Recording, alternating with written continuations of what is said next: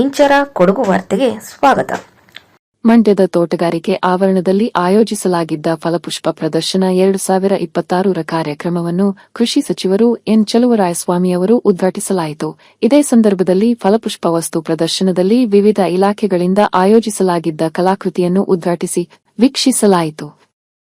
2026 ಪ್ರಯುಕ್ತ ಪುಷ್ಪ ಫಲ ಪ್ರದರ್ಶನ ಸಂದರ್ಭದಲ್ಲಿ ಈ ಬಾರಿ ಬಹಳ ವಿಶೇಷವಾಗಿ ಎಲ್ಲ ಇಲಾಖೆಯಿಂದ ವಿನೂತನವಾದಂತ ಕಾರ್ಯಕ್ರಮಗಳನ್ನ ಜನರಿಗೆ ಪರಿಚಯಿಸತಕ್ಕಂತ ಕೆಲಸ ಇಲಾಖೆಯವರು ಮತ್ತು ಜಿಲ್ಲಾಡಳಿತ ಮಾಡಿದೆ. ಜೊತೆಗೆ ಮಹಿಳಾ ಕ್ರಿಕೆಟ್ನ ಗೆದ್ದ ಹಿನ್ನೆಲೆಯಲ್ಲಿ ಅವರಿಗೆ ಮಹಿಳೆಯರಿಗೆ ಹೆಚ್ಚು ಉತ್ತೇಜನ ಕೊಡ್ತಕ್ಕಂಥದ್ದಿರಬಹುದು.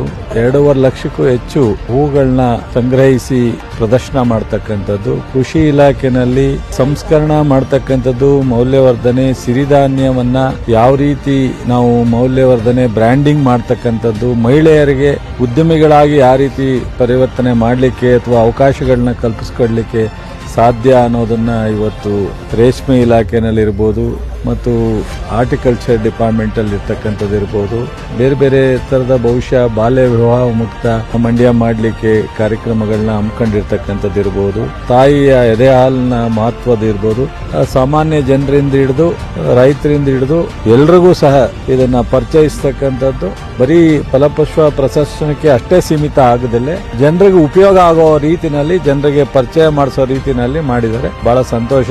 ಮಂಡ್ಯ ಜಿಲ್ಲೆ ಜನ ಇರ್ಬೋದು, ಅಕ್ಕಪಕ್ಕದ ಜಿಲ್ಲೆ ಜನ ಇರ್ಬೋದು, ಇದನ್ನು ಬಂದು ನೋಡಿ 5 ದಿವಸದ ಈ ಒಂದು ಸಂಪೂರ್ಣವಾಗಿ ಮಾಹಿತಿಯನ್ನು ಪಡ್ಕೋಬೇಕು ಅಂತ ಹೇಳಿ ವಿನಂತಿ ಮಾಡ್ತೀನಿ. ಅಧ್ಯಕ್ಷರಾದ ಶ್ರೀ ದಿನೇಶ್ ಕೂಳಿಗೌಡ, ಜಿಲ್ಲಾಧಿಕಾರಿ ಡಾಕುಮಾರ, ಜಿಲ್ಲಾ ಪಂಚಾಯತ್ ಮುಖ್ಯ ಕಾರ್ಯನಿರ್ವಹಣಾಧಿಕಾರಿ ಕೆಆರ್ ನಂದಿನಿ, ಜಿಲ್ಲಾ ಪೊಲೀಸ್ ಅಧೀಕ್ಷಕಿ ಶೋಭಾರಾಣಿ, ವಿಜಯ್ ಸಹಿತ ಇನ್ನಿತರ ಅಧಿಕಾರಿಗಳು ಉಪಸ್ಥಿತರಿದ್ದರು.